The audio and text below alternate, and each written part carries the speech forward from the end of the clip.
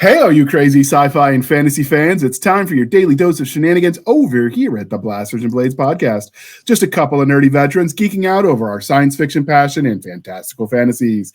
A place where magic is king, the sky is the limit, and space is the place. We are the podcast that puts the fun in dysfunction. So without further ado, we're going to let our guests introduce themselves. We're going to go in round the clock order because, I can tell time the old-fashioned way because I'm that old.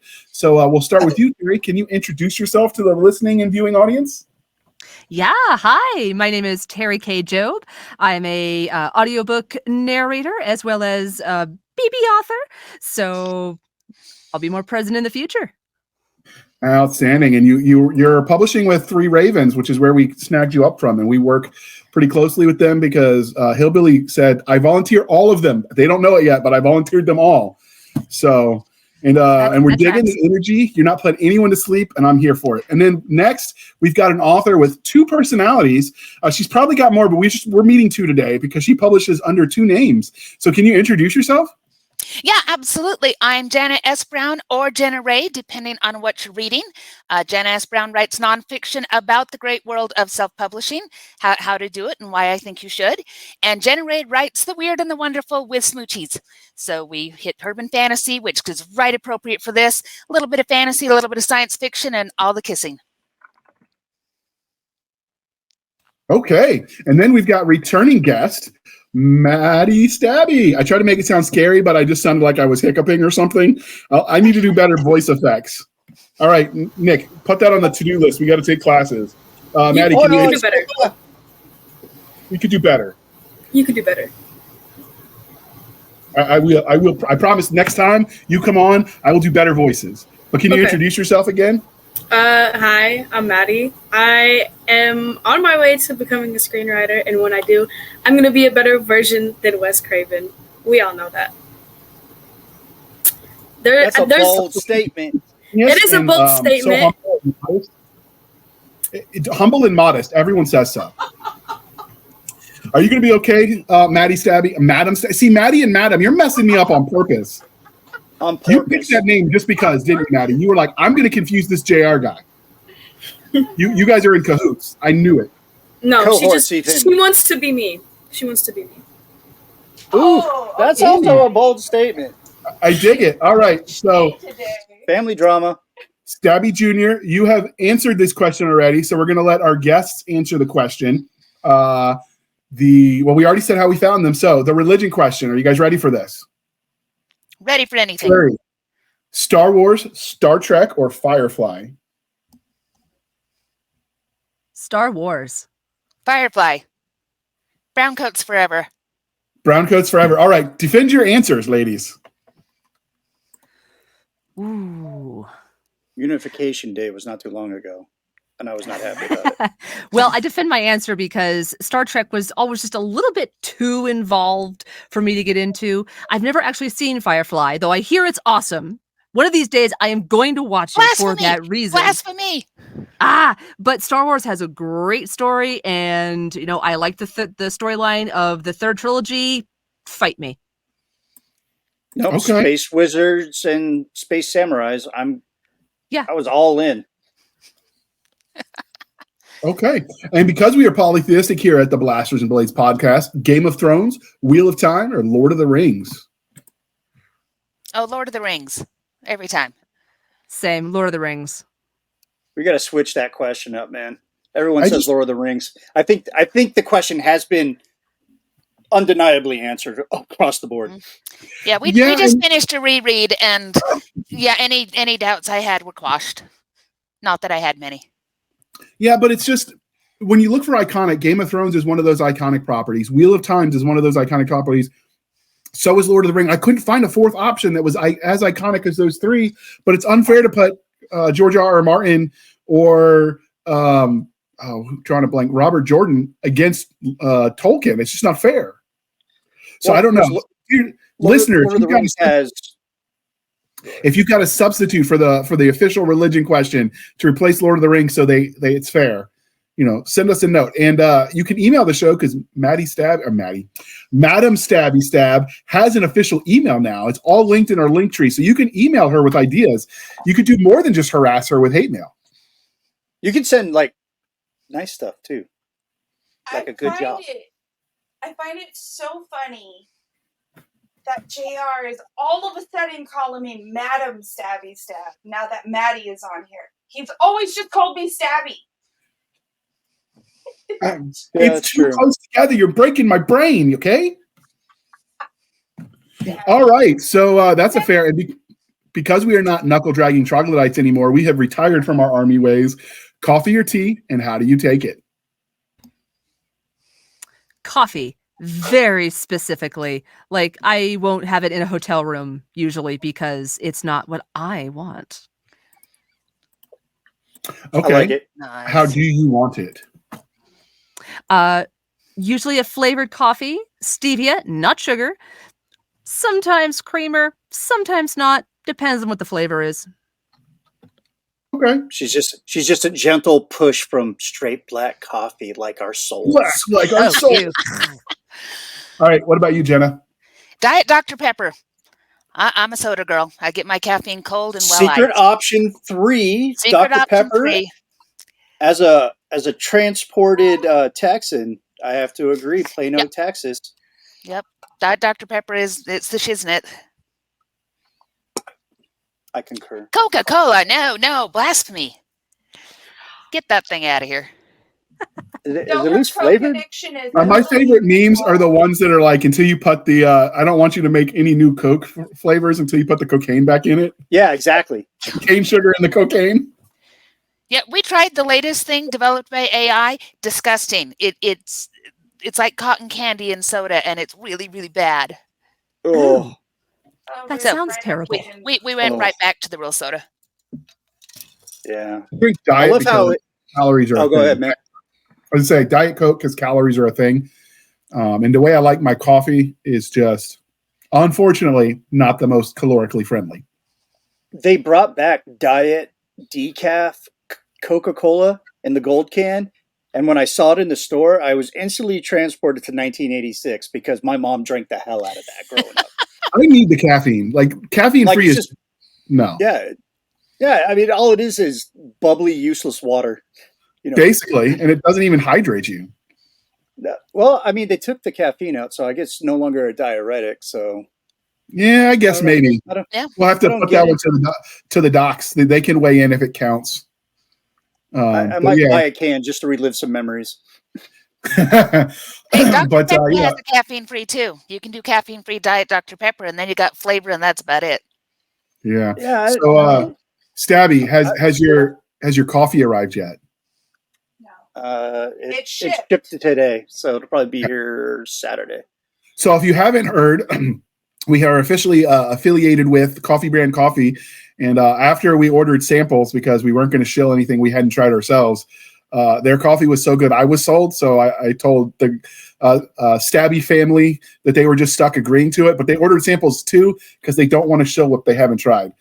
But oh my goodness, their flavored coffees are delicious. And even cooler, it's not a drop shipping deal like where people like go to one company and like 12 different people are putting their label on it and buying it. And then it ships from the offsite factory. This guy actually built his own coffee roasting plant, the whole 9 yards. And the s'mores coffee, it's one of his regular runs with a little bit of creamer. Oh my God, it's decadence in a cup. JR loved that coffee so much I saw his O face. That way we can keep it family friendly. I'm just telling you, it was so good I had to go to confession afterwards. You know? I mean, it was just like, Father, forgive me for I have sinned. It should have been called Horny Brand Coffee. Yeah, I mean, he was horny for that coffee. Coffee brand coffee. Now, what's next? Water brand water, and I don't know, chocolate brand chocolate. Like, come on, you could have done. We could totally sell that. We'll put it in like paper cartons, like milk, like they give you on the airplane. Water brand coffee, and it's just straight up. What really? Damn it, that was my $1 million idea. All right. I'm going to be poor forever. So, Maddie, Stabby Jr., have you changed your answer about how you drink it? Coffee, tea, or what? You have a chance. Okay. Honestly, I've been liking tea more than coffee lately. So tea. tea, sweetened tea. Specifically, your mother. specifically from Cane's. What's that? The chicken Cane's? place? Yeah, the chicken place. They have amazing sweet tea. I hope All right, they that's started in acceptable. Louisiana. I hope they know how to make sweet tea. Raising Cane started in Louisiana. Baton Rouge, to be precise. C'est bon. That good. Actually, it started on the very first one opened on LSU campus. I spent a little bit of time in the South. I love it. Yeah, I'm digging it. We called it table wine when I was in the South because it was, and they wanted it thick enough with the sugar that it was damn near molasses, and then hold the spoon up. Oh yeah. Unfortunately, diabetes is a thing, and I just can't do that no more. Diabetes. I'm running half marathons every week. Well, when the sugar starts going down, you got to take that jug and just swirl it around a little bit, give a little kickstart to the heart. So I started buying Matty Cokes. I started buying Matty Cokes when she was really little. It started out as a joke. So my government name is spelled funny. So we could never find my name on a Coke bottle. Well, her mom's name is also spelled funny. And so we can't find it on a Coke bottle. So starting when she was like 7 years old, I'd show up with all the bottles that said Maddie. Because she's the only one that would get Coke bottles with their name on it. Oh, we were talking about Coke bottles. Okay. Yeah, because that's how her little Coke addiction started. Little cokehead. Little cokehead. That means something else in the city. But with that being said, we are a family-friendly show. So if you read the title, it's Spooktober, otherwise known as October. And I don't know if you know this, but Stabby is a fan of all things spooky, Halloweenish. She dresses up every year. She likes to kill people. I mean, watch videos of people being killed. I mean, she likes horror. She likes horror. I was going to get it right eventually. Horror. Got to make sure you get all the R's in there. We got some horrors in this house. This is family friendly, so we're going to go with yes. We're all smile and nod, people. Smile and nod. Yep. So we started thinking about all the cool things we could talk about for October and just went a little overboard. So this month you'll get to hear us talk about, or you have already heard, depending on the order you listen, paranormal, zombies, urban legends. We haven't done that one yet. Or that one. Features. But the creature feature, we've got a lot going on. We started with slashers, right? And we did, but that's not the order they're necessarily airing in. No, I get it. I just want to let everybody know where the jumping off point was. Yeah, so we decided, it got to be fun, and then I got a bright idea, and it's really Rob Howell's fault, and he was like, hey, we've got this paladin story, and I got this bright idea. What would happen if a Templar became a vampire? Because, there's lots of ways that could go wrong in religion and stuff. And then I started thinking, man, I really need to research this whole paranormal urban fantasy stuff. Did you know there's a book with all the lores like written together from like every culture that had vampires? Yeah. I'm looking at it and totally buying it for research purposes and not just because I'm a nerd.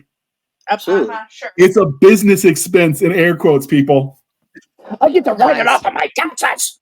So we started talking about all the things, and here we are. So, Stabby, you suggested the paranormal as one of our topics because you picked our horror topics for the month. So what about this appeals to you? And we'll go from that as our jumping off point. Unmute yourself. My whole thing when it comes to paranormal, it has to do with, how do I say?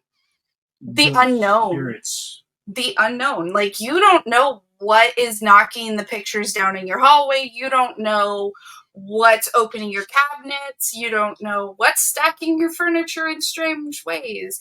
Is it a ghost? A demon? A poltergeist? Like, you just don't know. So you have to figure it out. And then you have to figure out how to beat it. So it's definitely a lot of fun. And then I like when they roll with it. Like, they really go balls to the wall. One of my favorites is Poltergeist. And when I started finding out the fun facts in the background of that movie, I was like, man, I would have screamed and yelled too.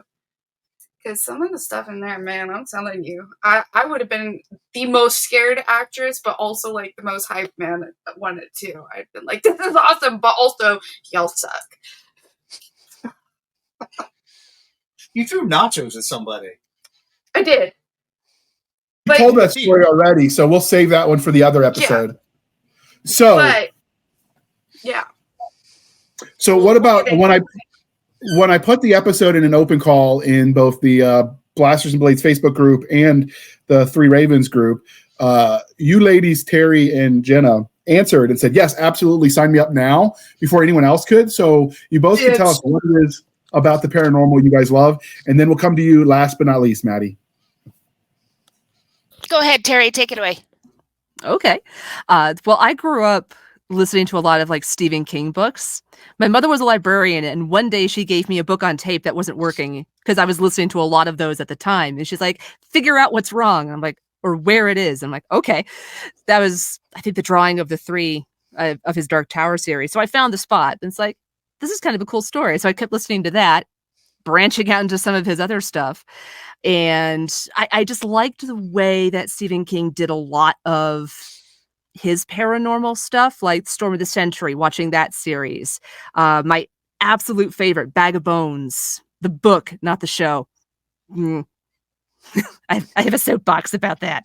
But that kind of thing just kind of spoke to me in a lot of ways. Sweet. Well, let's see. I was haunted for years, and that was fun. I had a ghost that followed me around from house to house, and it didn't go away until I got my cat, and the cat took care of it.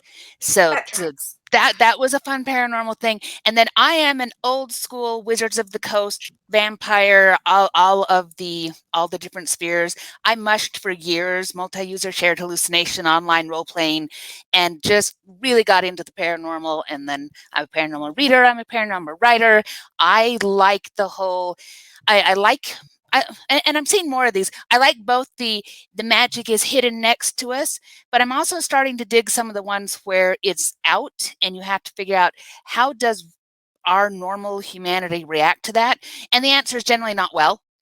And so those are fun to kind of go along and go, who's going to sign up for the first, let's watch people shift, and who's going to try to run them out of town on a rail? And you get so many personalities in there. So I'm a big fan. I think we got a good panel going. I think so too, Maddie. No, hold on. Speaking of who's going to be first, this is announced. We're recording this the day that Elon Musk has announced that they're going to be doing live trials for Neuralink. And I imagine my reaction to what you said will be much like my reaction to that. Like, not only no, but hell no, because I can see a billion ways this goes wrong. That's why it's fun. Man? What's that? True. The Lawnmower Man, have you not seen that? Yeah, it doesn't end well. No good will come of it. I volunteer. Nick, this is why we're best friends. Volunteers tribute. So, Maddie, Stabby, Jr., what is it about the paranormal that you like so much? Honestly, when I was younger, starting way back when I first got showed something about the paranormal, my sister, she showed me this whole show about paranormal things. So I fell in love with it, and it's what helped me lead into my my love for horror. Just watching it and seeing all the, like, I guess you could say spooky things about it. It was just so interesting, so intriguing to me. So I kept wanting to like watch more and learn more, like, what's making per se this ghost like angry, I just wanted to learn more because it was very interesting.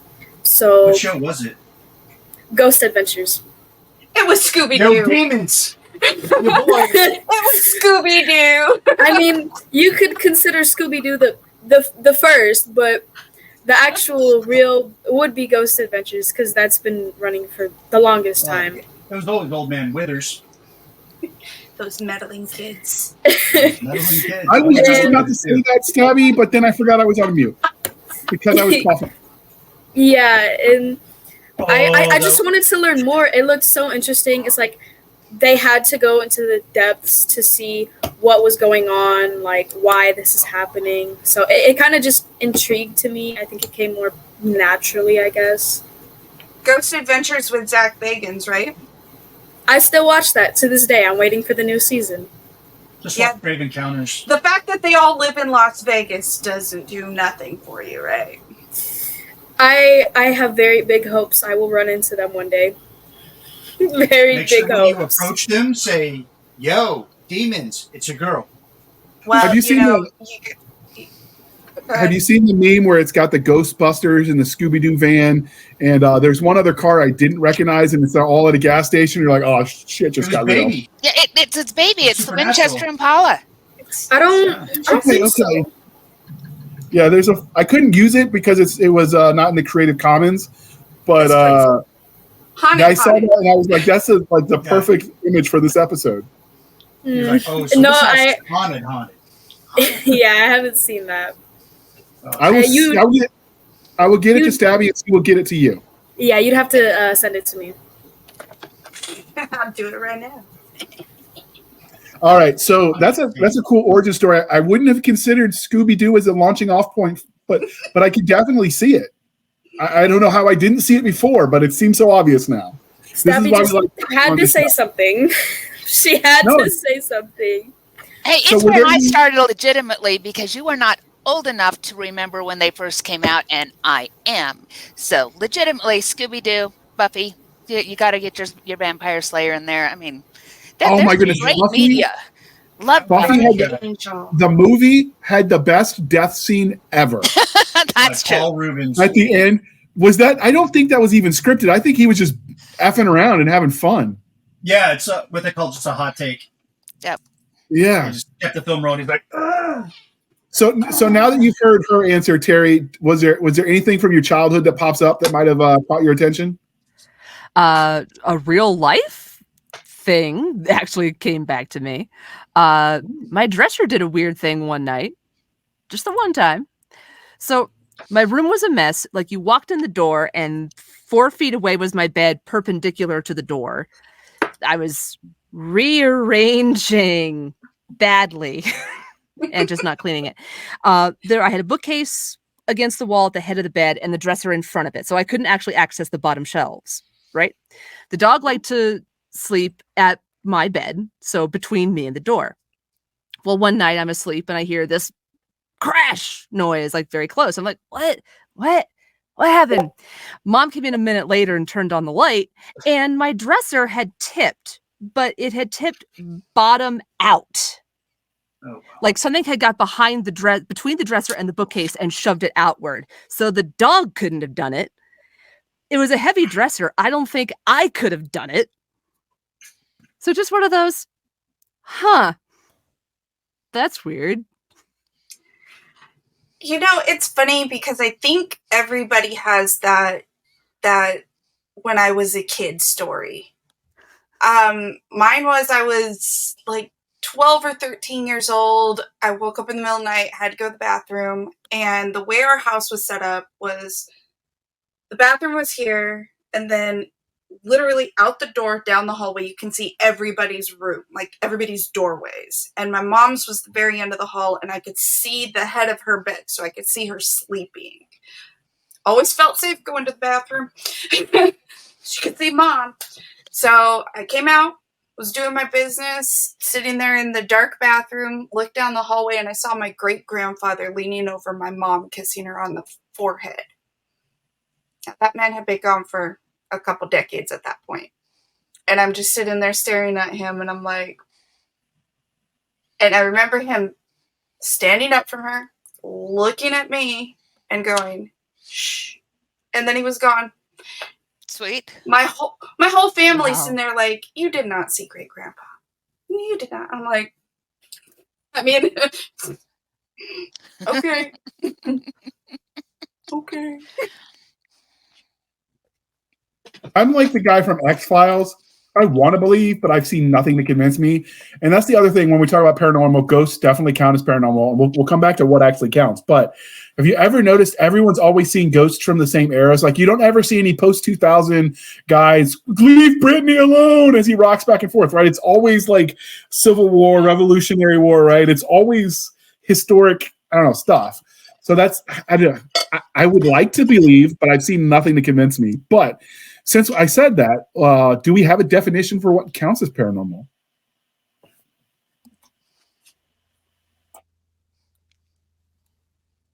The weird and wonderful. It's go ahead. It's magic next to us. It's the things that are out of step with where we are. I mean, it's like that question about what's the difference between fantasy and sci-fi, and one is magic and the other one is machines.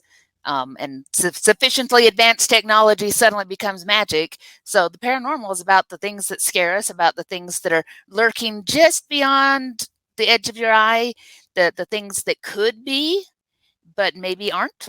We don't know. So I think there's lots of that goes there, and it all kind of falls into the same thing. We like looping it into creatures, but it's creatures and phenomenon that are all on that just the edge of our reality.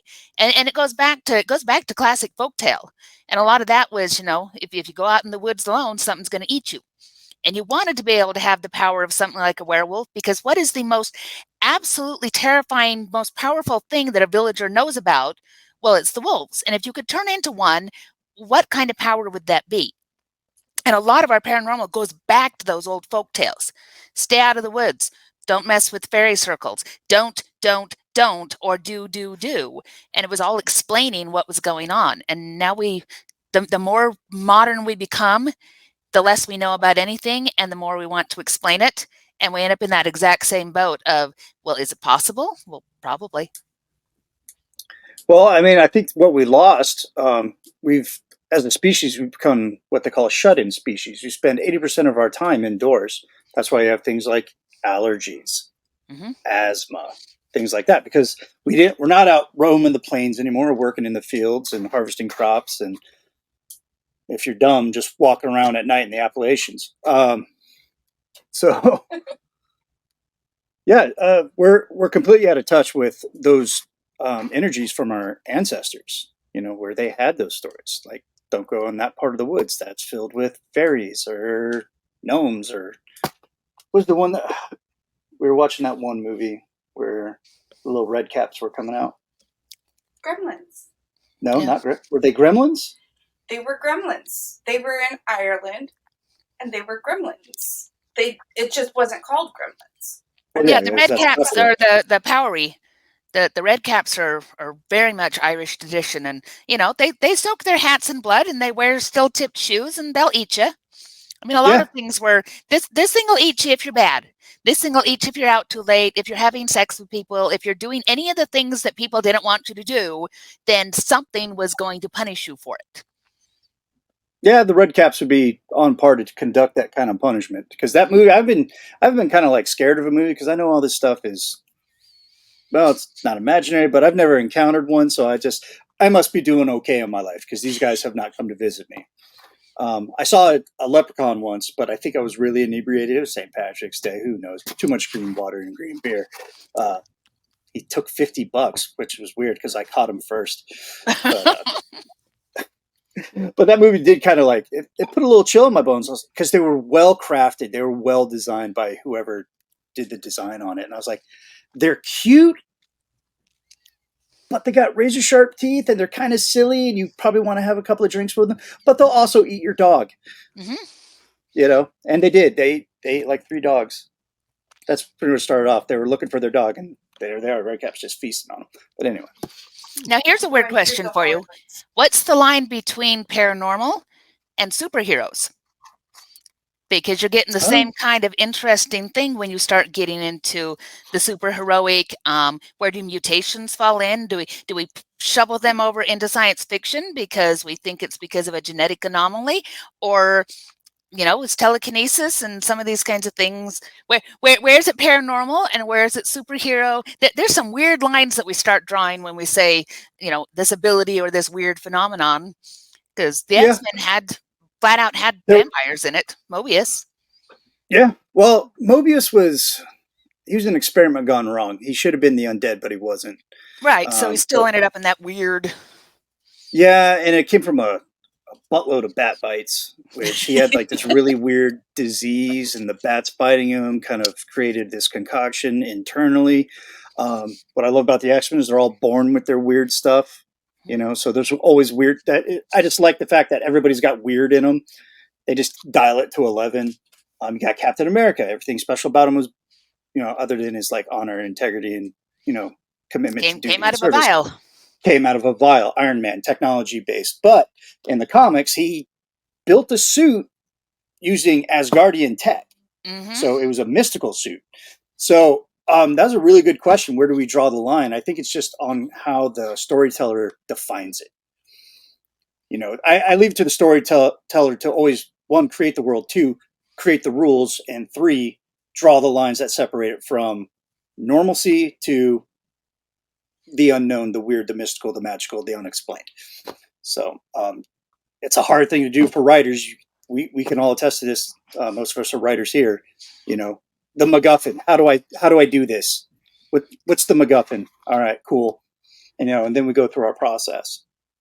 So yeah, it's tough, man. And I think it's individual to the writer. Goblins? Yes. I love goblins. The movie was called Unwelcome. Unwelcomed, yeah, that was the movie. Unwelcome with the Red Caps. Scared of this movie. Sorry, I had to find it. Moving forward, please take me out of this place in my head. I didn't have to do anything but like hit the play button, and these guys have just been going. I'm digging it. Yeah. So is there good vibes? Answer. I was gonna suggest that and see what Maddie had to add. What was the question again? Sorry, I'm talking too much. Yeah, there's so much talking and like so many new questions. It's so much. It started with what was paranormal, and it sort of branched all around the willow tree, as it were. So I'm going to take it all and let you just comment about paranormal stuff. I kind of agree with what the others said. They pretty much took what I was going to say about it. But to just add on really quickly, I think it's like the unordinary, the unknowns that kind of speak out into us in different ways, whether it's like a spirit or a demon. It can be something there to punish us or to show us something. It's just kind of an unknown that speaks out to us however they want. Okay. So is there anything, let's say, keep it going, is there anything that you guys have wanted to see in paranormal fiction that you haven't yet? Or do you think it's one of those genres that it's all been done and it's just how you do it that makes it special? Well, to be honest, I mean, just take it to the comic book industry. All those stories have been told already. We're just finding new ways to tell them. And I think that's what, separates the wheat from the chaff there is we only got, I took a writing class once. I don't know why. But it tells you there's only 7 stories you can tell? Mm-hmm. Like man 7 versus basic society, arcs. man versus... Yeah. So most of the stories have been told because we've been telling them since we were sitting around at the campfire, talking about what lurks in the dark. John Carpenter had a great quote about that. For those who don't know who John Carpenter is, I don't know why you're watching this episode, but he was a filmmaker and he made Halloween and The Thing and Assault on Precinct 13. Ooh, The Thing. We'll spend the whole time talking about his filmology or filmography, but I think it's just something primal in every human being. Because we're all sitting around the campfire. We're all hearing these stories about the strange things we've encountered. The bear in the woods, the weird hybrid cat, the aurora borealis, these mystical lights in the sky. We were talking about that earlier.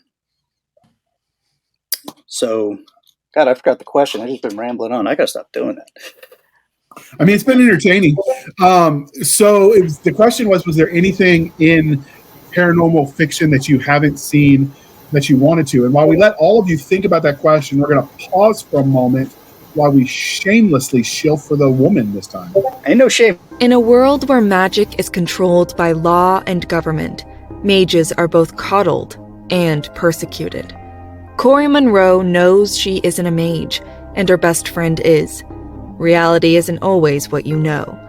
If you are looking for an urban fantasy with found family, an education-based magic system, and evolving storylines, try My Luck by Mel Todd, Book 1 in the Twisted Luck series, available exclusively on Amazon.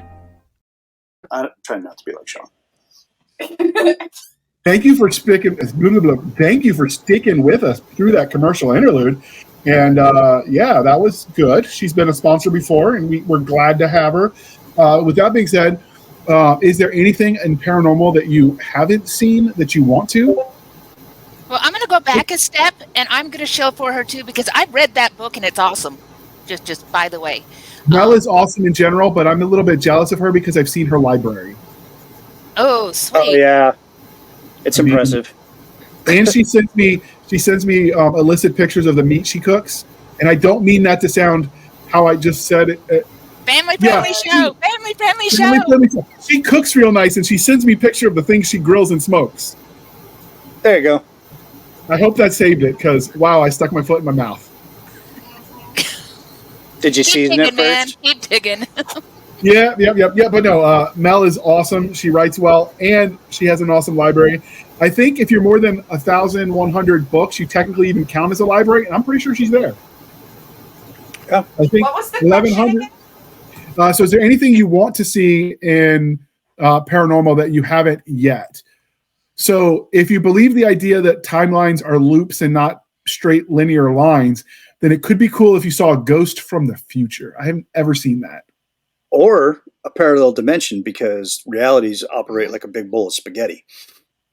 So that's what that meme was. If my future self doesn't come back and tell me not to do it, I'm probably okay.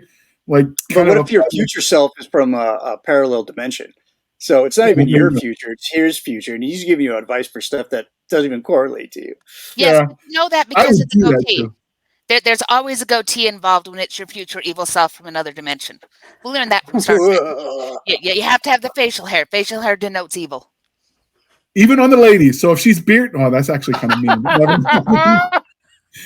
I was going to try to riff and make it funny, but Stabby, save me from myself. Run for it, man. Would you like a shuffle? Maddie. We're going to have Maddie answer the question. Maddie, what kind of paranormal do you wish that has been made that hasn't been made yet? That's really hard. Honestly, I have no answer to that.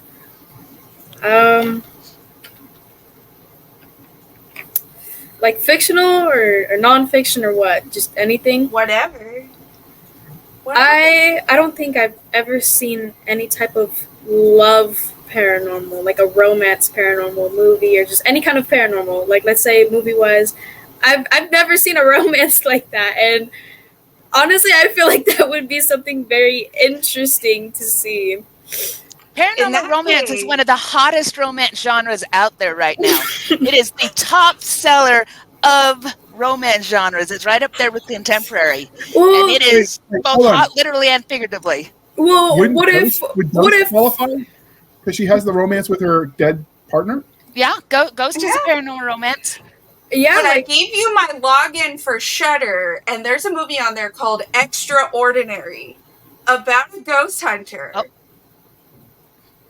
And there's like a whole love story in there, and the dead wife of the widower. It's like, I don't know, maybe there's like a ghost and like a guy's in love with this dead girl and he thinks she's real. I don't know. It seems. I was gonna say Warm Bodies. That's zombies. If no one else did. I don't know. I've personally never seen it, so I'd have to look out for it. I gave you Shudder. I'm sending you links tonight. You're watching Extraordinary and Sorry About Your Demon. They're comedies, but there's love, and then there's the whole paranormal aspect. You'll get a kick out of them. Okay. How about you, Terry? I don't know. Like I'm sometimes picky about the things that I really get into. Like I'll see one thing and then I'll be into that for a while. But I did really like Crimson Peak. So things along those lines. I just like different versions of that story. I did like Crimson Peak. I mean, I have a thing for Tom Hiddleston, so that's a whole different conversation. Yeah, that's a conversation in and of itself. However, but I can't really think of anything that necessarily hasn't been done. Kind of going back to what Nick was saying earlier, like all those stories have been told in one way or another, but we as the human species are storytellers. And so every time you reiterate that story, regardless of how many thousands of times it's been told, it still gets you. Mm-hmm. Yeah, I want to see more of the technological paranormal. You know, technofae, things that where you're using magic to make technology go.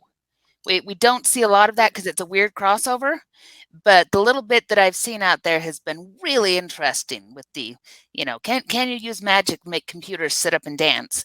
And that's a weird place where the paranormal is really, really fun, and we don't see a lot of it. We see actually, more classic That's monsters. right up there with the old joke that authors tell each other about they're going to write Amish cyberpunk. You just don't think of them together. I don't know. When she was talking about, you know, the paranormal meets technology, I had two different things go through my brain, probably because of my ADHD, but I mean, you know, I was somewhere between Ghostbusters 2, where the toaster was dancing, and Transformers. Yeah. Well, and again, I'll age myself, but Shadowrun was, you know, it was futuristic elves. You know, you played that whole thing. Shadowrun was tremendously fun, and it was very much paranormal and a technological world side by side. And I had pictures up on my wall forever that was, you know, the elves and things like power armor and wearing the technological things and fueling it with magic. And it's something that kind of had a brief burst there around the Shadowrun time, and then it's kind of died back. And I would love to see some of the authors who are writing urban fantasy and paranormal romance now pull it into more of that, you know, this is side by side. And actually, Ilana Andrews, the Innkeeper series, they do a good job with that. And again, the line between whether it's science fiction or urban fantasy, really kind of iffy, but I'm going with urban fantasy. And I would add to that too. You made me think of something. I can't think of anyone who's done alien paranormal. Like, what's paranormal for us, we know, but what's paranormal for aliens? Again, getting into the sci-fi side of things. Yeah, there's a lot of genre bending. I think when it comes to, because my brain works really weird, when I was thinking about the whole technological paranormal kind of magic meets technology thing, I was like, okay, so like in one of the newer Transformer movies, when they take it all the way back to Merlin. The last night. I was like, okay, all right, we're playing with King Arthur, but also like, you know, other planetary beings. But then, you know, also on the whole other aspect, you want to play with aliens and their type of paranormal, then I was like, oh, Event Horizon. Because you kind of have a little bit of, you know, alien, a little bit of religion. They're in outer space with this kind of Hellraiser type situation. So, how about Forbidden Planet? Yeah, Forbidden Planet too. That was a good one. Yeah, those were ghosts. That's alien. That's a good call. Yeah. There's so many. There's just so many. There's lots. That's why it's fun. Yeah. I think the one that freaks me out the most, and it's probably Catholic guilt being raised that way, is The Nun. Like, I love the Conjuring universe, but when they started having the nun being creepy and like wandering around, I'm over here like, I need to go back to church. I need to go back to church. I need to go back to church. Sister Mary Ashley? Is that you? Right? Oh my God. I'm like, this is not the Sister Mary Clarence that I knew in the 90s. That was a Whoopi Goldberg joke. It was a good joke. Shoes and Sisters. I liked both of those. Oh, that's the other thing you don't really see, because it's always the connotation is the paranormal, like it's an evil spirit. You never see like the friendly spirit. So it's never, Friar Tuck or Sister Mary Catherine or whatever that's the haunted person. But we don't know anything about who he was as a person, so that doesn't really fit. Although whenever my sisters and I would misbehave and like leave the light on, and we claimed nobody did it, that was my mom's running joke. Was, so Casper did it. I'm like, yep, totally. If it gets me out of trouble. I don't think she ever believed me. But you always see like the presumption is if they're good, no matter what their faith, they're going to that afterlife, right? The good afterlife. So there's always either unfinished business or they weren't so great people in life. Have you seen a lot where the ghost is actually a good guy? The movie Ghost. Yeah, the movie. Yeah, someone mentioned that earlier. It's too easy though, right? It's too on the nose. True. Let me put my. What about you, Maddie? Since you're so well versed in all things movies, have you seen that a lot? I think I've seen it in probably like one show and like one movie, but most of the time, we usually see the ghost being the bad guy and the ghost being killed or destroyed or whatever. Sometimes, like in reference to the Babadook, you see it just kind of stop being this evil strength, I guess, and they kind of just kept that evil locked up in the basement. You don't generally see it because ghosts are usually stereotyped to be I don't know a word, bad, I guess, strange. So I don't see it often. I've seen it maybe once or twice. I can't remember where, but I know I've seen it somewhere. Beetlejuice. I mean, I guess, yeah, Beetlejuice can count. Yeah. Because the married couple are actually good people. Mm-hmm. I mean, Beetlejuice himself, he's questionable. Yeah. Are they, would you consider them ghosts though? Yes. They're dead and they're spirits that have returned. I mean, and you do see that protective angle where it's spirits that are watching over a person. They're waiting for there's a whole series, and I can't think of the name, but a lot of the shows like Medium and that kind of thing was all about helping the ghosts find whatever it was that was keeping them here. And they weren't necessarily bad, but sometimes it was, if a murder was unsolved, it leaves a ghost behind because there's unfinished business. Heart and Soul was that, where it was the little boy and there was a bus wreck and he had all these ghosts that were now attached to him. And in order to let them move forward, he had to find out what each one of them had left undone and help them finish it.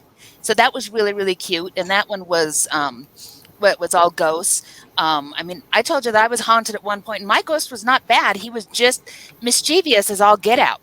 You know, we had things. My poor sister lived with me while I was being haunted. She didn't believe that we were haunted, but we were.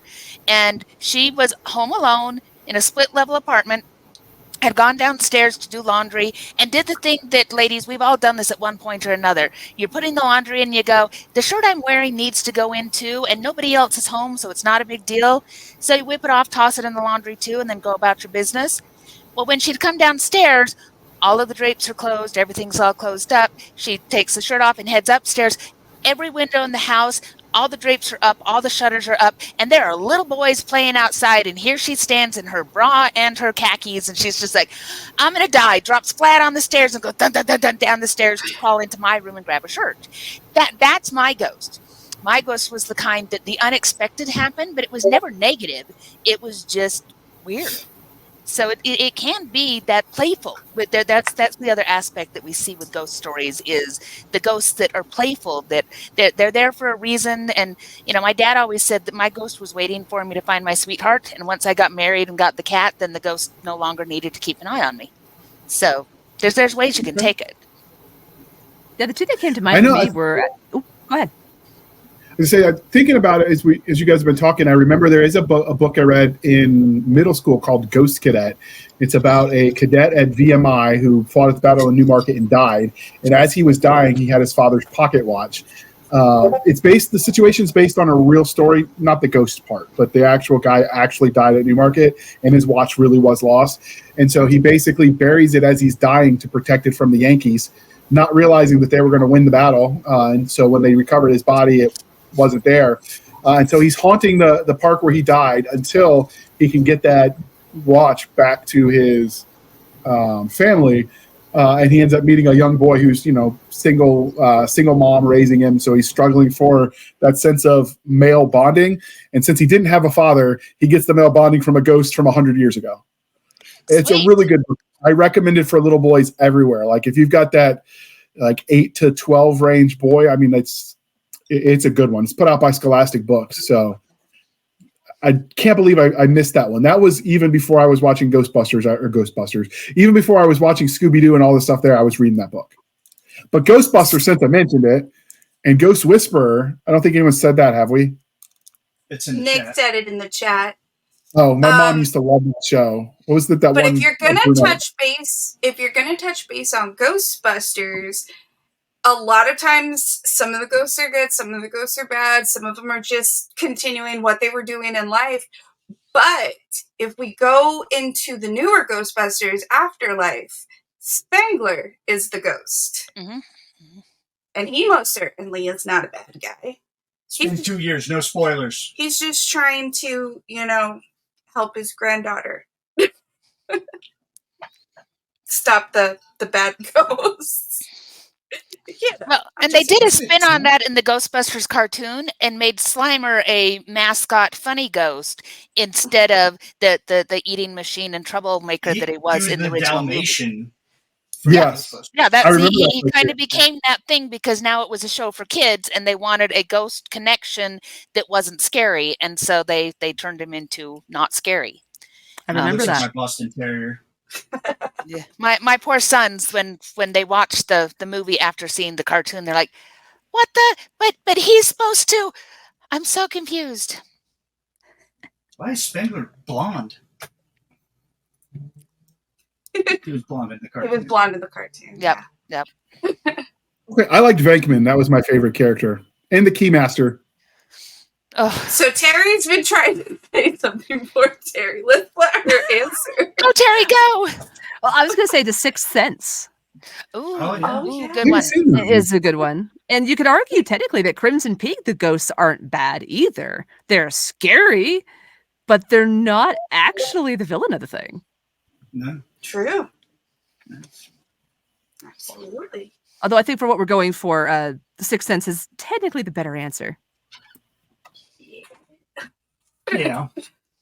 We don't want to talk about why the other people are so bad in Crimson Peak.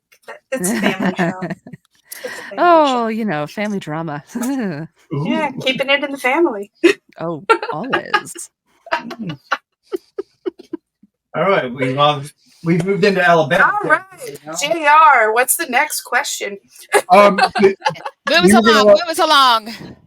We were going to see if Maddie had anything to add. We don't want to silence her. Nobody puts baby in a corner. I mean, you put her in the corner, so you did that. She'll just curl up in a ball and sleep. I don't. You can have words later, JR. She's gonna stab Nick and tell him to stab me. Is what's gonna happen. No, she might actually stab you this time. I don't. Honestly, I don't really have anything to add. I think what everyone said, they all had some good points. So if you were going to recommend someone who had never explored the worlds of paranormal, and then we'll get to you, the rest of the guests as well, but what would be your gateway drug you'd recommend to them for all things paranormal? Start here. Book, movie, comic, it's all good. Mushrooms. This might sound very basic, but as a starter, I'd say the Paranormal Activity franchise, right? Is that the name of the movie? Yeah. I haven't seen that one for a while, but I would say that. But me personally, I'm very biased. As a TV show, I would say Ghost Adventures. You surprised me, Maddie, considering you have a sandworm in the front yard, Beetlejuice sitting in your living room. That's my mother. That is my mother. I mean, your mother has excellent taste then. She does. She has a full-size Beetlejuice in her living That room. scares me every time I walk down the stairs in the middle of the night. I see that. As it should. I have a full-time. That scene where she poster for floats mine. and she sings. Oh, that's the best scene in any movie. We get copyright strike if we do it, but just look at Stabby dance. What if I sing it?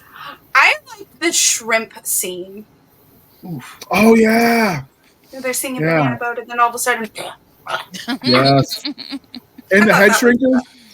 When they shrink you He's my guys' head. favorite. Oh yeah. Yeah. that's So- her story. That's his story. This is mine. It's very personal. Terry, what would you recommend as the gateway drug for someone to explore the paranormal? Ooh. Probably some of the like less hardcore Stephen King things, like I said before, Bag of Bones was a good one. Doom McKee is another excellent one to get started into on the book front. I was watching a series a couple of years ago on YouTube. It was BuzzFeed Unsolved. They did a paranormal thing for a while.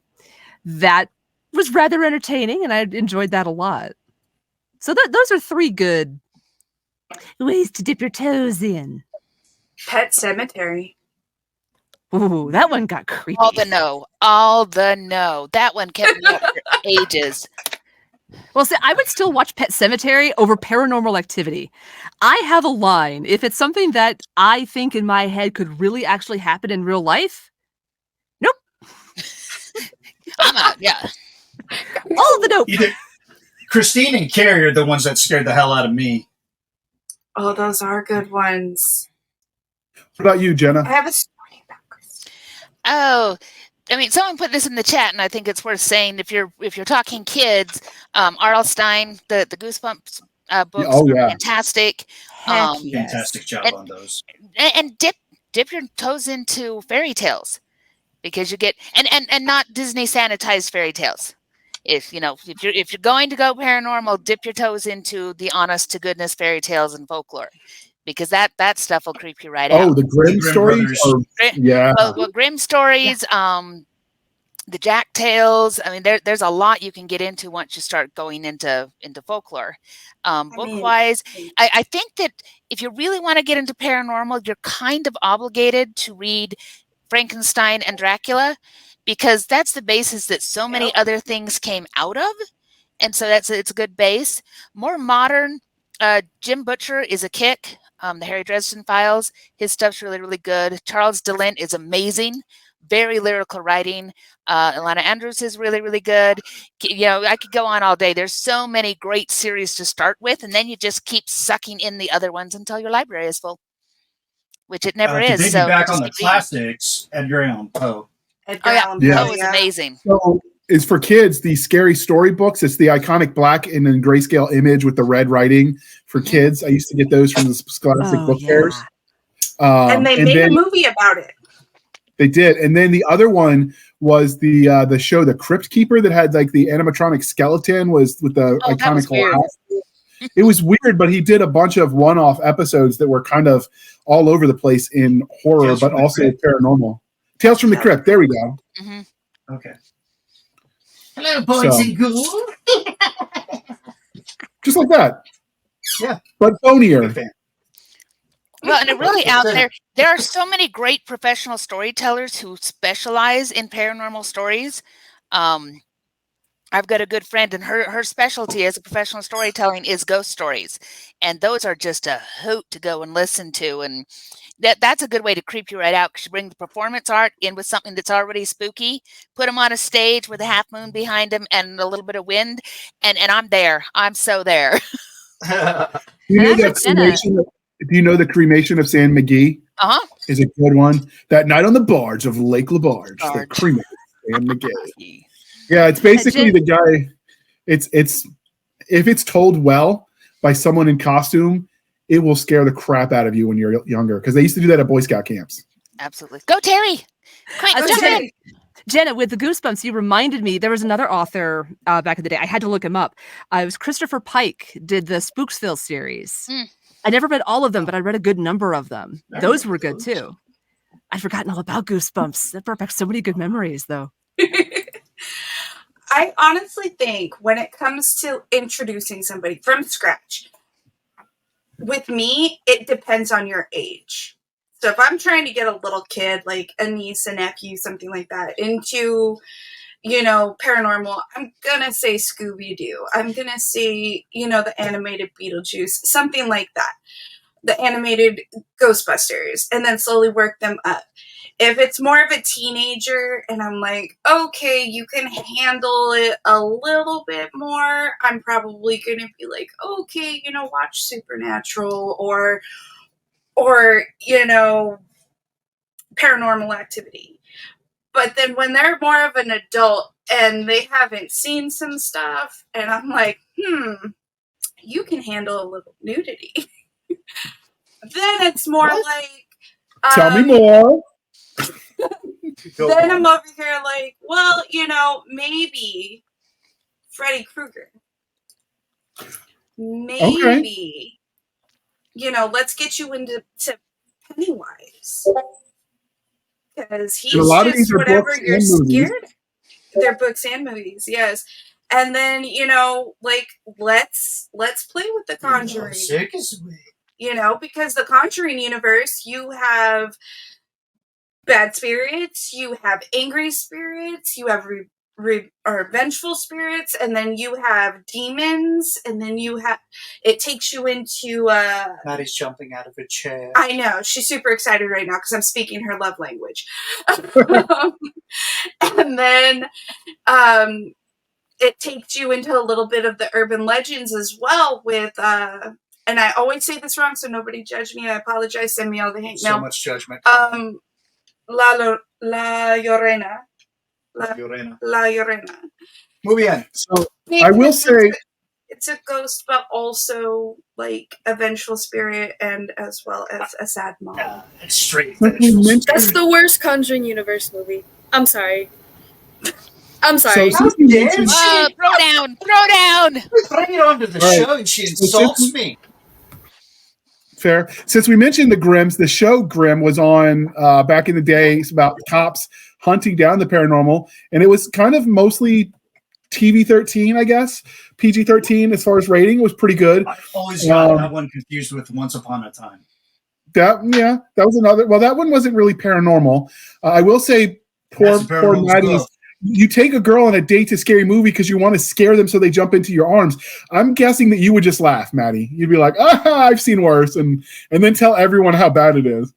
No, The Exorcist. You always take a first date to see The Exorcist. Speaking of The Exorcist, what about Poltergeist? We never mentioned Poltergeist. I did mention Poltergeist at the beginning of the show, and I said I would love and hate being on the set of that. And here's why, okay? These real skellies. I absolutely love that story. I love the idea of getting sucked into the TV. Like, absolutely everything about it was perfect. Welcome to the light, Caroline. And then you find out later that scene where she's in the pool and all the skeletons start coming up, those are real skeletons. Those were real dead bodies. And she didn't know until after. They're like, oh, by the way, yeah, those are real people. I've heard that. And the other creepy thing is someone who's a trained historian in the classical sense. The idea that you would just because historian. It's because it tweaks the nose at all the pompous academics who think theirs in their ivory tower is the only way to do it. They hated the John McAdams books because he did the footnotes at the back, but he wrote it anyway. The idea that you would just move the headstones but not the graves for ease of purpose happens all the times. It's especially pernicious in the American Southwest where they would do that to the Native Americans.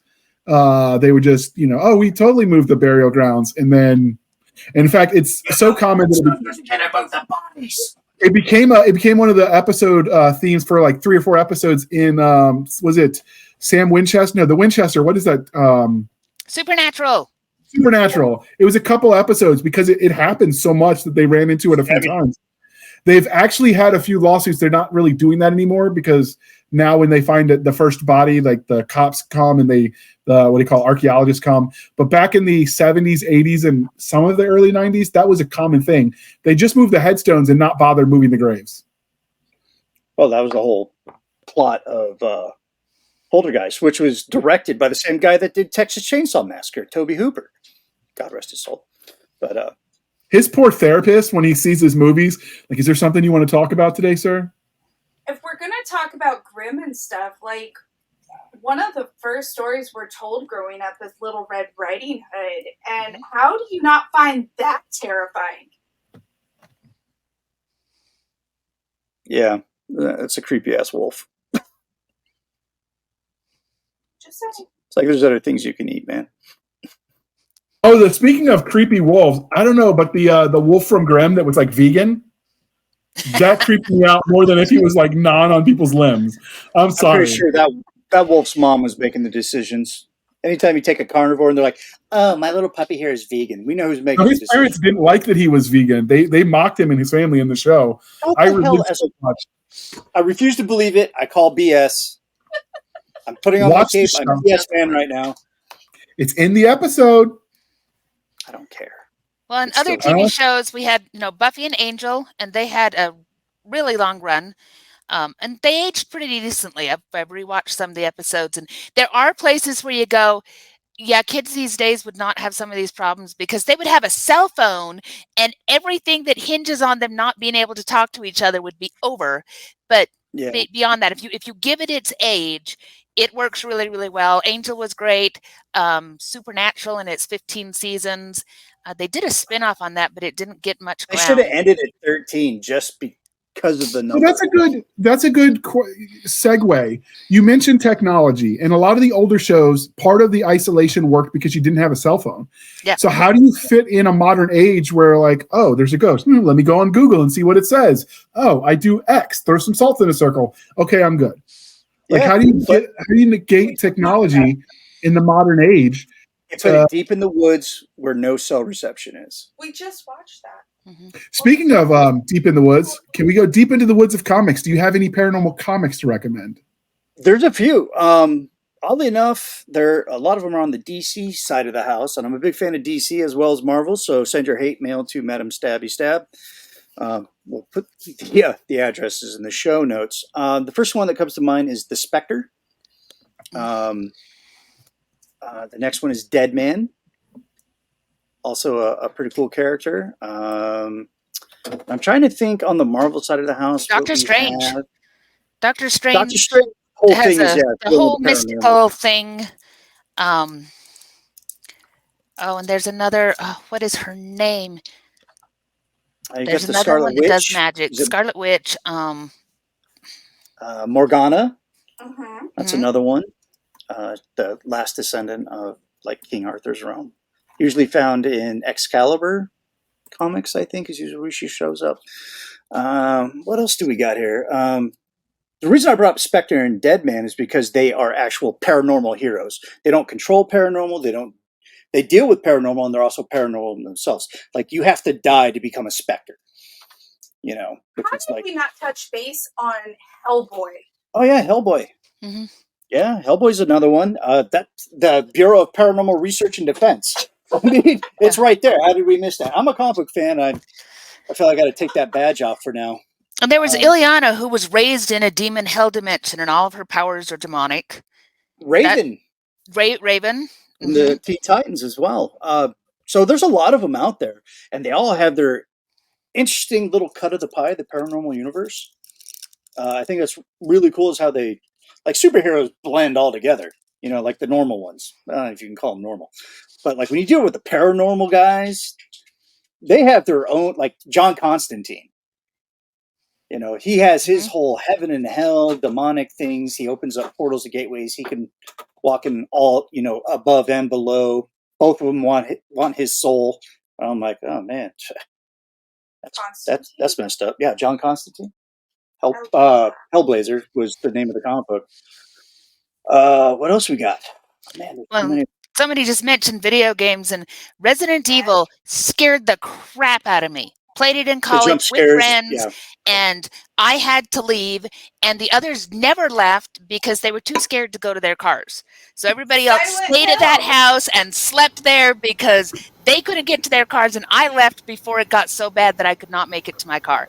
The Resident Evil series was the jump There was scares. There was a lot going on there. Maddie. There was a first-person shooter called Fear back in the Yes. day. Like, scared the shit out of me. I found out. I started working as a graphic designer, and these guys were like, "Hey, man, we're shutting shop early down today."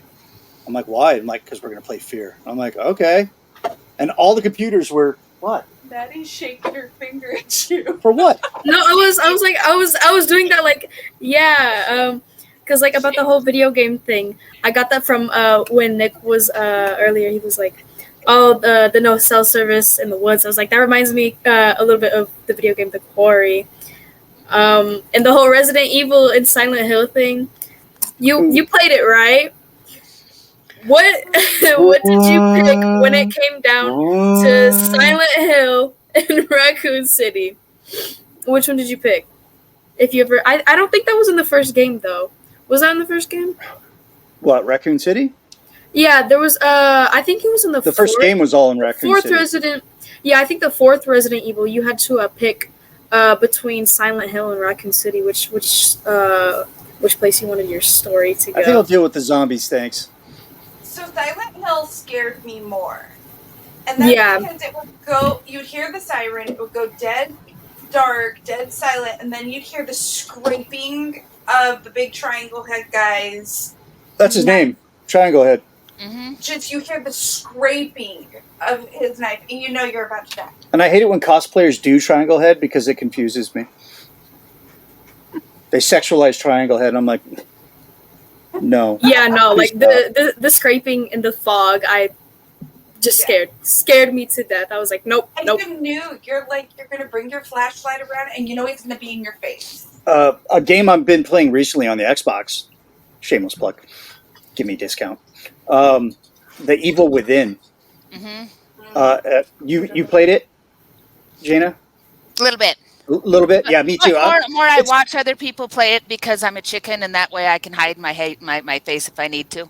So I watch. Oh my god, the first mission you actually get to play because there is a lot of cutscenes. There's a lot of cutscenes. I dig it. It's building the world. It's building the lore for me.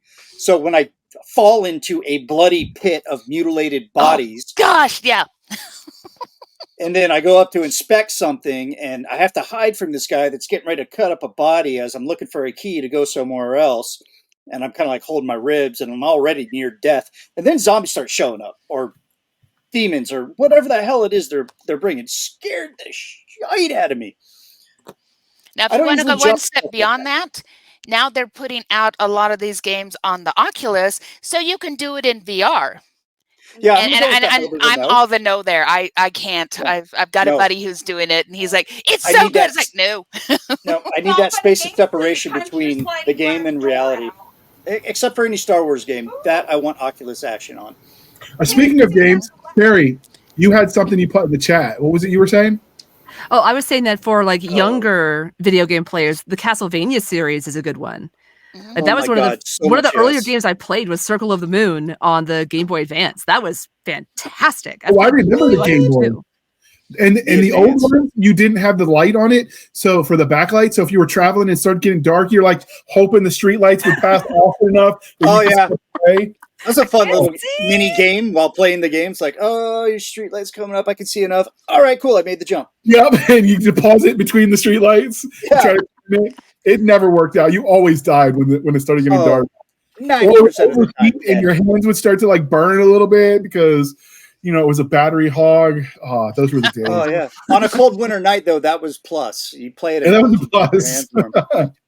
So, and my daughter did Luigi's Mansion, same kind with ghosts, and so it's cute paranormal for video games introducing kids because that was really adorable. Running around and sucking up the ghosts in the vacuum. No, I've never played that one, but it looked fun. It was so adorable. Some of the puzzles are phenomenally hard. We had to pull out the walkthroughs, y'all, and I am not stupid, but yet I'm looking at it, I'm like, what do what do they want us to do? I don't get it. And it took walkthroughs to get us through. But that was a really fun, again, kid-friendly way to do paranormal. Do you remember back in the day when the only walkthroughs available were you're calling your friends on the landline? Yes. That they had beat that section before you did, because there was no, I mean, we had to sacrifice robots to get back on the internet. Mm-hmm. Yep. So Jenna actually just reminded me of something when she said that she likes to watch other people play it so she can hide behind her hands, on something that I didn't touch base on. But I don't really get scared during scary movies much. I'm usually the person that I ruin it towards the beginning. I'm like, oh, I bet he's the killer. Because, yeah, he absolutely hates watching scary movies with me. Now it's, I have a theory. I'll tell you if I was right at the end, so that way I don't give it away. But we recently just watched a movie. Absolutely, it's paranormal.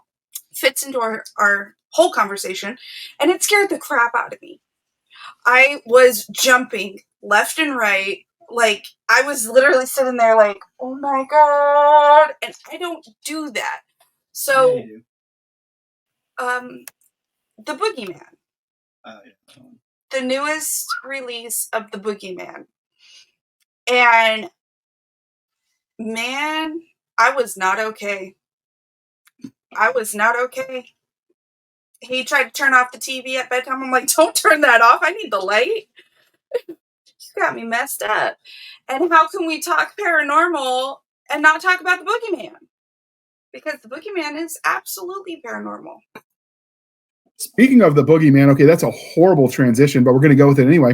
My segues are not that great. What genres do you think a paranormal could blend well with? Like, I don't know, paranormal and insert. Obviously, romance we've mentioned.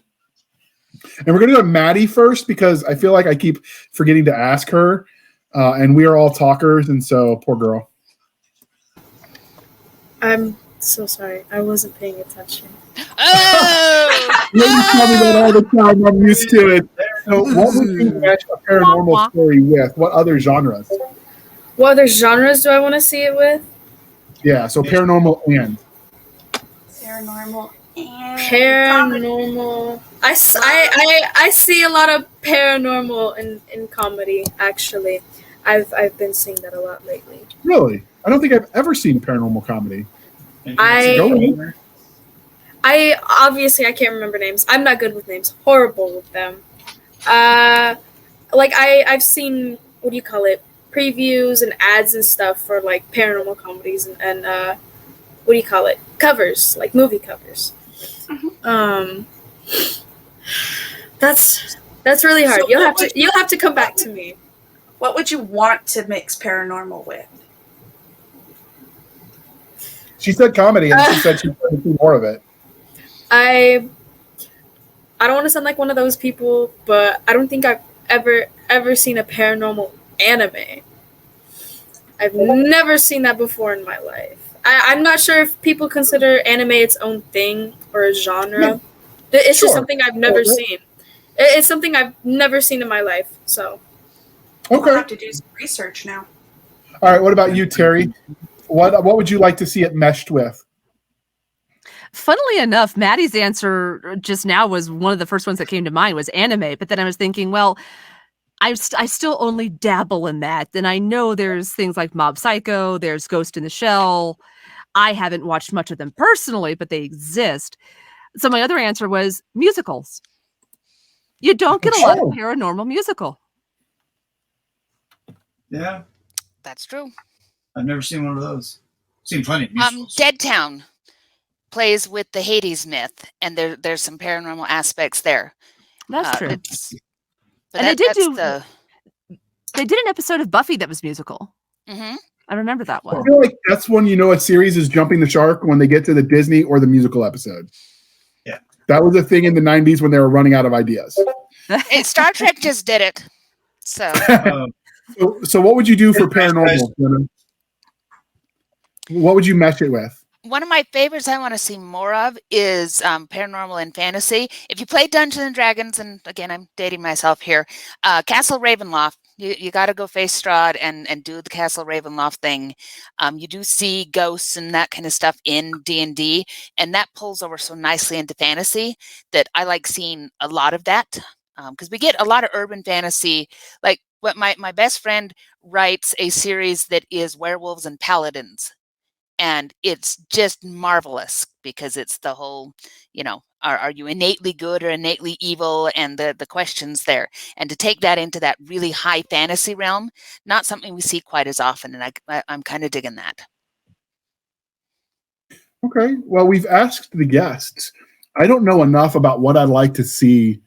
I don't know, maybe a paranormal where the spirit inhabits the machine, ghost in the machine kind of deal, which I feel like has probably been done, but I haven't consumed a lot of it. But what about you, Stabby and Nick? What would you like to see merged the paranormal with? You got to figure out which one of you is going to unmute first. So here's my issue. I have seen Murphy Hour with Stabby Stabberson. I have seen so many horror movies in general that as you guys are sitting here speaking, I'm like, I can probably pull something up about that. So Maddie brought up paranormal anime, and I was like, Death Note. Death Note started out as an anime. They did make a movie out of it. It was considered paranormal and an anime. And then Terry said a paranormal musical, and the closest I could think of when it came to that was Sweeney Todd. Oh. Mm. Okay. It's musical. Okay. It's a little bit of like a slasher, a little bit. Mm-hmm. A little bit. It's got some psychological aspects. Yeah. I mean, they call them Sleepy Hollow. It's Sleepy Hollow, yeah. Oh, yeah. Oh, I love Sleepy Hollow. It has the best soundbite when he first wakes up and he's like, we would have revolted for this tax. I'm like, yes, thank you. Preach it. Anyway, go on. As I was sitting here and I'm like, what would I mix it with? Well, comedy, there's Extraordinary and there's Ghostbusters and there's Beetlejuice, and I'm just like, okay, no. And then there's just the horror aspect. No, I've already seen all of those. So I'm like, man, is there anything left? So what I've come to terms with is I don't have an answer for this question. Okay, that's fair. 5 minutes of talking, you don't have an answer? I don't have an answer. You can make fun of me all you want, Nick. You have to go to bed with me tonight. Uh-oh. Now we're going to lose. Never make fun of someone for saying I don't know. So what about you, my day job? Yeah. What about you, Nick? What would you got? You were kind of on point when you were talking about like possessed cyberpunk type stuff. Like it's fueled, but I'd take it a step further that there has to be a psionic bond between the ghost and the user of the cybernetic or cyberpunk type technology. I'd probably give it a weird. There's a funny thing is the story that I wrote for the anthology, the Clash of Steel anthology that you did the cover for, which was a mech and tank anthology, Mecha and Tank. That was the theme of it, was the ghost in the machine. I wrote that one with James Ward, which, if you like the old school D&D, you've probably heard of him. That was so much fun. Because he knows all the lore and stuff. Did you approach it as like it was a rogue code within the system, and that because that's usually what's referred to. In this one, the rebels were like basically a UN type story. Like Halo made the United Space Command like a thing. Right. It might have been around before, but that trope. So I was inverting it from the perspective of the people on the planet that didn't want to be assimilated, and so they were having this resistance, and they lost, and the guy dies in the machine. Spoiler. The guy dies in the machine, but he's so driven by hate, he doesn't want to let these invaders. So he's sworn he won't leave until they're all gone. And he bonded with the tank that he was in because he died in his tank, which was obsolete tech, taking on these new age mechs. Did anybody watch Red versus Blue when that was popular? Oh, the Halo thing. Yeah. The Halo thing, right? So they had the possessed tank called Sheila. I forgot about AI that got corrupted. So that's kind of like my idea, but like a short story, probably go a longer story, but where you have like a combination of like ghost hunters, collectors that they're almost like oil diggers or oil diggers or whatever. Their job is to collect ghosts to put into cybernetics. And you got to go through that whole thing like, oh, is this the right fuel? Is it 87, 89? I don't know. 92 is super octane. I think that would be a fun tale. I'd probably tell it as a comedy if I was the writer on that. Because sometimes, just personalities clash, even ghosts between humans or humans between ghosts. Yeah. That's my best Jeff Goldblum, by the way. And that's what I would like to see. What was that, Jay? And nature finds a way. Yeah, my Goldblum is even worse. Yeah, my Goldblum is even worse. So apparently I do not have a day job in voice acting. We've established that today. Me either, but I'm getting close. Jane touched base in the like Ringu and Grudge. Paranormal stories, and are we thinking Ring or are we thinking The Grudge?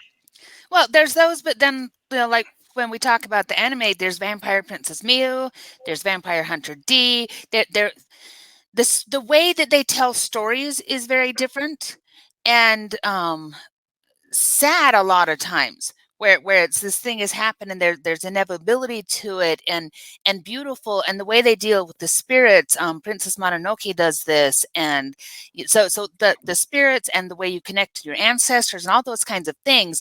It's such a beautiful cultural thing that I love reading those stories, and I don't want to dive too much into it because I don't think I have enough background to do it justice. But I know that I love reading them and I love watching them. They'll do dramas they do costume dramas. And I watch them obsessively on YouTube where they go through and it'll be, visiting into a dream life and dealing with dragons and all of these things that are very much a paranormal kind of story, but it's multiple stories and it's reincarnation and it's reintroducing stories. So they dig into the paranormal in a way that is just fascinating. And I think you can say that about a lot of cultures. Most of the things we've hit on tend to be, very Western culture kind of thing. Yeah. But you think about what the paranormal is in Egypt or what the paranormal is in, some of these other places, the African stories. Same kind of thing. The paranormal down there, especially because in a lot of places they are still very much connected with the land around them, with the spirits that brought them through. There's some fascinating stuff when you move out of, and I think we need to explore outside of Western paranormal because there's so much to learn. As you were saying that, I was thinking, you're absolutely right, and even Disney touches on it with Mulan. Mm-hmm. Mm-hmm. But we just watched The Mummy the other day. Absolutely. Oh yeah, I was watching a show on Netflix not too long ago that got me started down another rabbit hole. It was actually a kabuki show that they did, Akado Suzunosuke, and they did a making of on that too. And that was really my first introduction to that genre. But that's very paranormal as well, which got me down another rabbit hole. And a lot of those, even modern stage productions, at least in Japan, still have those paranormal elements as well with the oni and demons and things like that. We just rewatched all the Mummy movies. Mm-hmm. And I was like, how did we not even think about that? You brought up Egypt. I'm like, we just watched them bring back mummies like 3 days in a row. Oh, Imhotep was the biggest simp. And to watch his heart just shatter in the second one when it was so beautiful. Anaxanemoon was like, yeah, I ain't helping you, dog. And he's like, dude, I brought you back to life twice, girl. I've come back to life for you twice. And you're going to do me like this? That's what Mummy 3 should have been, was finding that chick. Mm-hmm. And coming back and exacting revenge. Like, I got you, girl. And I like the Fraser ones lots better than, they've done The Mummy a bunch of times, and then they tried to redo it with, I think it was a Tom Cruise vessel at one point. Oh, it's horrible. And Tom Cruise was a lot closer to the original Bram Stoker. Yeah, Bram Stoker did a version of that too, The Jewel of Seven Stars. Oh, it's true. Is that the source material for The Mummy, even going back to like Boris Karloff? It might be one of them. The Jewel of Seven Stars was a little bit more similar to what they did with the Tom Cruise version of The Mummy recently. Right. Okay. I remember listening to an audio drama of that, and it was phenomenal. Jewel of Seven Stars. I gotta check that out because I'm more of a vampire aficionado than anything else. Like Bram Stoker, my jam. I think because my son had a book report due on Egypt, and he's like, "Mom, like I'm trying to read this," and he is so like, how do I explain? He takes everything so literal, and he's like Drax. I'm not. Nothing really will fly over my head. I'm too fast. I will catch it. He's like, I'm not really understanding what they mean. But he is not that fast. He wasn't quite understanding what they mean when they say that, the Egyptians' gods were larger than life. Mm-hmm.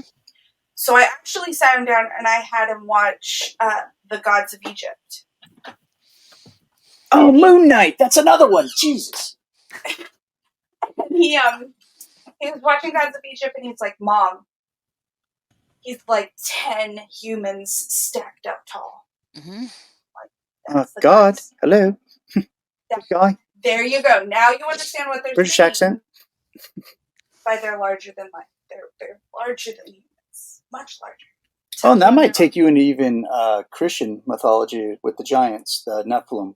Mm-hmm. Ooh, okay. Fallen angels, angels and gods. Yeah. So this sounds like this is room for more discussions and narrow it down a little bit on the specifics within the paranormal. Because I didn't realize, because I'm coming into all the Spooktober stuff we're doing, I didn't realize how vast some of these topics were. I mean, I thought we'd get like 12 movie listeds for the slasher one, and that came from Maddie alone. And then Stabby Stab was like, "I'll give you 150 billion more." So yeah, we could talk paranormal for hours, days, possibly. So you can make it a 5-part series easy and still not cover everything. Yeah, so we're gonna get these guests because they were a lot of fun to talk. Oh, what's that, Stabby? Oh, you got your movie list. So these guests. Just the horror movies for this year, and it just keeps going. I mean, you're just overachieving out. We have no lives.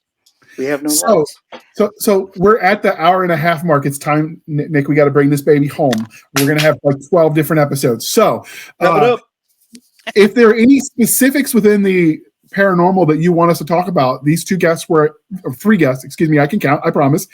Stabby, Maddie, you almost don't count as a guest just because you're like their family. So that's my out for not counting. There you go. That's a recovery and a half. We'll see if the audience buys it. I give it how many stars, Nick? 3.5 stars. Nick, all right, 3.5. I'll take check it out.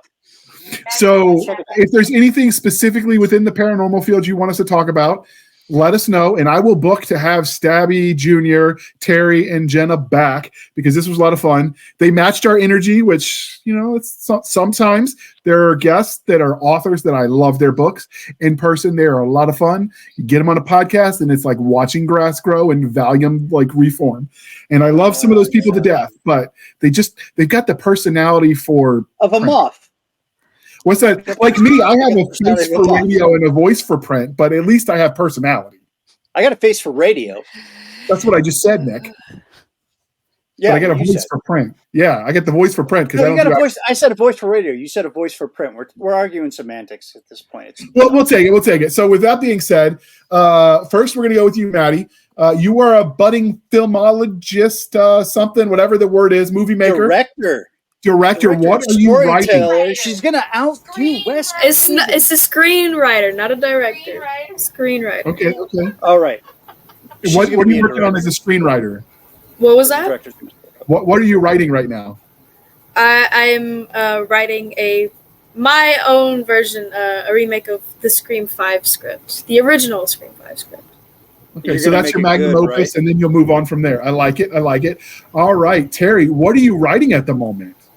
Right now, I'm working on about 4 different anthologies that 3 Ravens has in their open calls.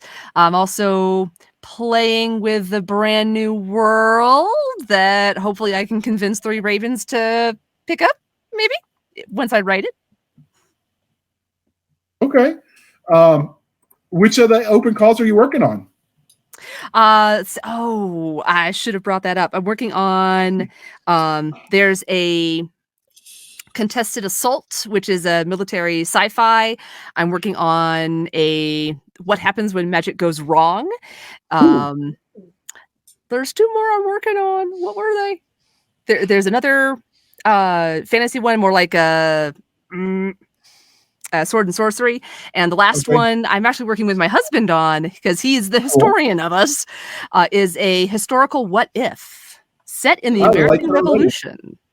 You know, I wrote my master's dissertation on the Conway Cabal. I was studying colonial American history at Villanova.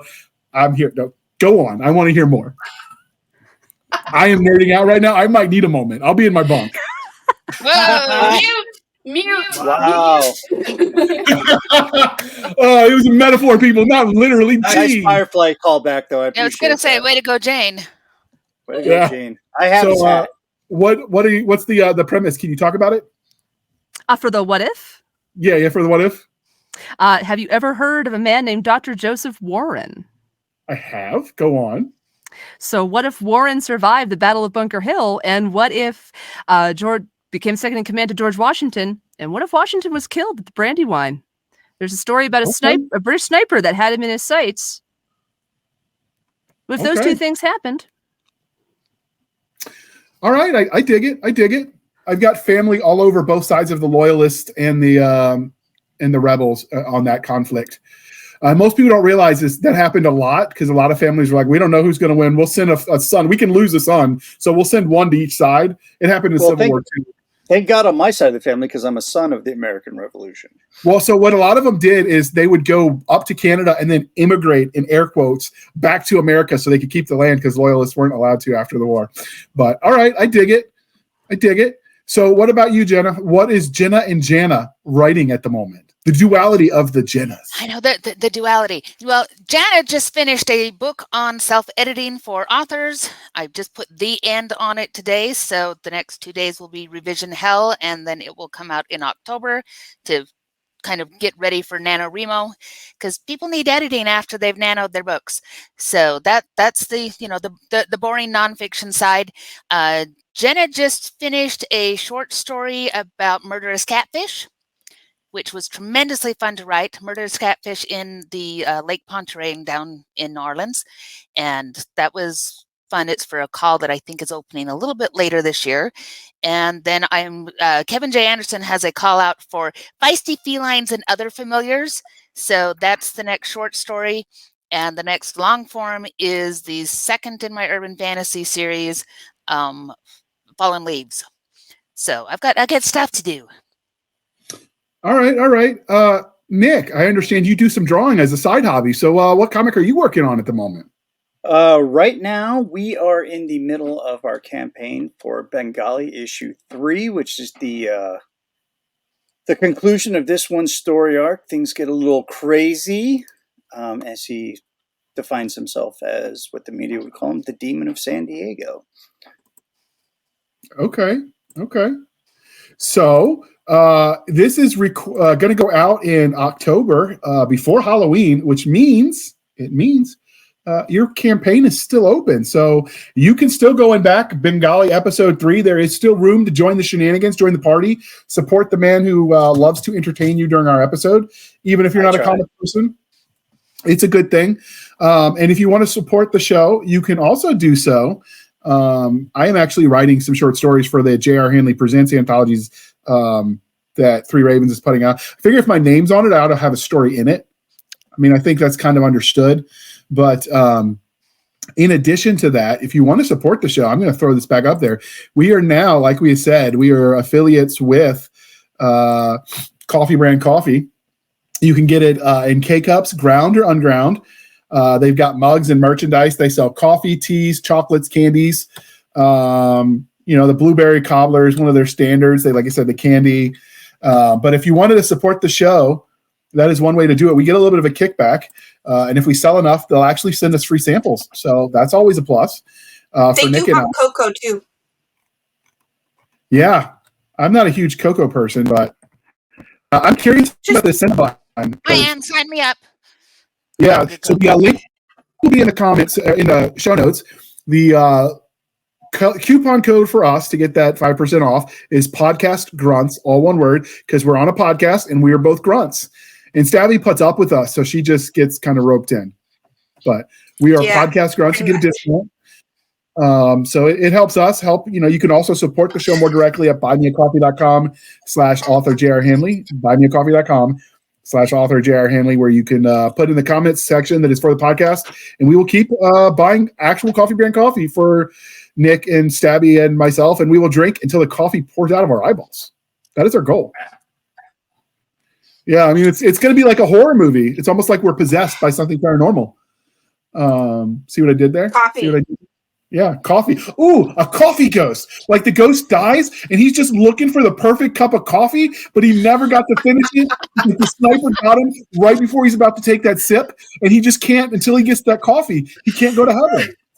I just had the vision of Elf when he goes inside and he's like, "Congratulations on the world's best cup of coffee." Oh my goodness. That is awesome. That is awesome. Okay, so I forgot, but we're gonna have to do this like we're professionals, Nick. So we're gonna adjust on the fly. But Terry, how can listeners find you on the wild interwebs? Most commonly on Facebook, Terry K. Job. A lot of pictures of cats on there. My fur babies. That's okay. Cats need love too, or made into food, whatever. Hey. Send the hate mail to Madam Stabby. I set that one up just perfectly. Now she's gonna get the poodle crowd. Cat is a fine meal. I will forward all of those emails right back to JR. Go ahead and send them to me. I don't mess with cats because they're links to the underworld. Fair. They can walk both sides. I leave them alone. With two computers in the same room in the echo of God, this is why they have to be on mute. All right, Terry, you already said. Jana, where can they find you on the internet? They can find me at www.opalkingdompress.com. That is my own little imprint, and that way I can keep all of my personalities sorted out. And from there, they can find books and all sorts of other fun stuff. They offered her therapy once at one of the publishers she works with, Three Ravens, but she said she liked the insanity. It was comfortable, so she was not interested. Every single minute. Some people are uncomfortable with it. I'm really grateful for me, myself, and I. Yeah, I mean, if you're enjoying the crazy, why change? Exactly. Although you were in trouble when your therapist says, JR, I read that last story you just published. Do we talk about something? Hey, writing is therapy, man. Exactly. I'm like, I'm still here. I didn't do the things in the story. We're good. All right. You can find us, dear listener, on our link tree where we link all of the things, linktr.ee, Linktree/Blasters and Blades podcast. Again, Linktree/Blasters and Blades podcast. We link to all the things, the BitChute, the Rumble, the Twitter, the email, Stabby's Insta, and Twitter, where she does all of the tweet. Are they tweets now or are they X's? Are you Xing? I still tweet. Yeah, we're going to call it tweets because that sounds less weird. And our Facebook group where all the shenanigans happen. So if you look up our podcast, all of it, if you notice, is conveniently